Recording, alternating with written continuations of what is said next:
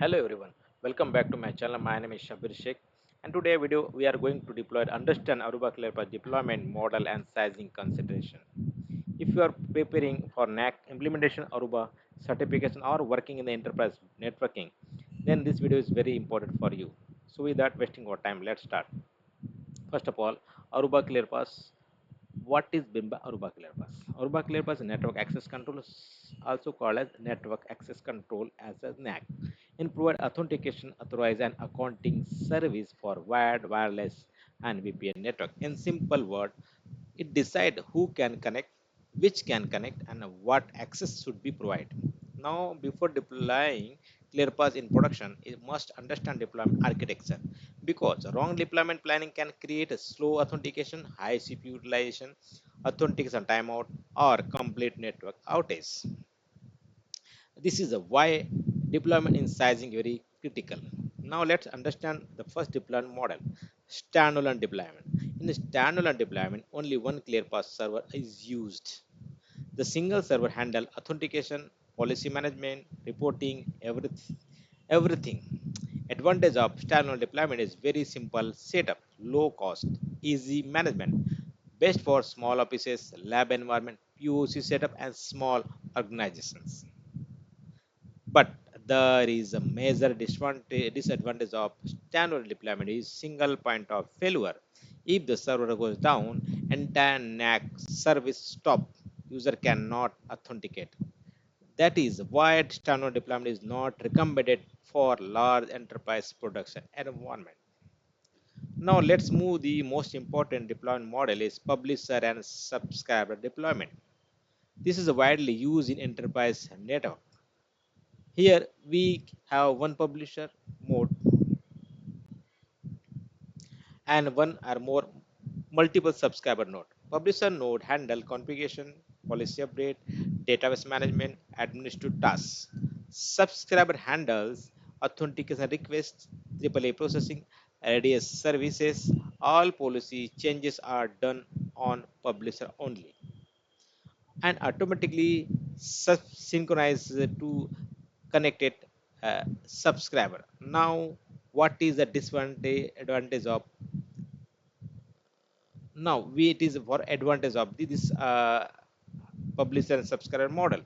If one subscriber fail, other subscriber continue authentication. This provide redundancy and scalability. This model is best for bank, hospital, universities, and large corporate environment. Now let's understand the cluster deployment. Cluster deployment is used for very large organizations. Here we can the multiple subscriber and active and standby publisher also there. This provide DR disaster recovery, very high scalability and business continuity. Example, global companies, financial institutes, large campus. Now let's understand the sizing and concentration. This is very important real world deployment. First factor, endpoint count. How many devices will authenticate? 100 devices, 1000 devices, or 50,000 devices. More endpoint require more CPU, more RAM, and more storage. Second factor, authentication rate. This means how many authentication requests per second. Morning login time usually create peak load. Wireless roaming also increase authentication traffic. If the sizing incorrect, authentication delay happen. Third factor, enable services. Which service are running? Only policy manager or guest or onboard or on guard. Inside reporting. Each service consume extra resources. For example, inside reporting require high ticks up. Onboard require certificate processing. Profile require deep inspection. Now, let's take a practical example. Small company with 250 endpoints. Recommended deployment, standalone deployment is a VM or hardware. Medium organizations with 5,000 endpoints. Recommended deployment, publisher and subscriber. Large enterprise with 25,000 plus endpoints. Recommended deployment, cluster architecture with multiple subscriber. Now, one important real world point, many engineers focus only the CPU and RAMs, but ignore storage performance. Especially inside database, slow disk means slow reports, slow logging, and performance issue. Always use high performance SSD storage.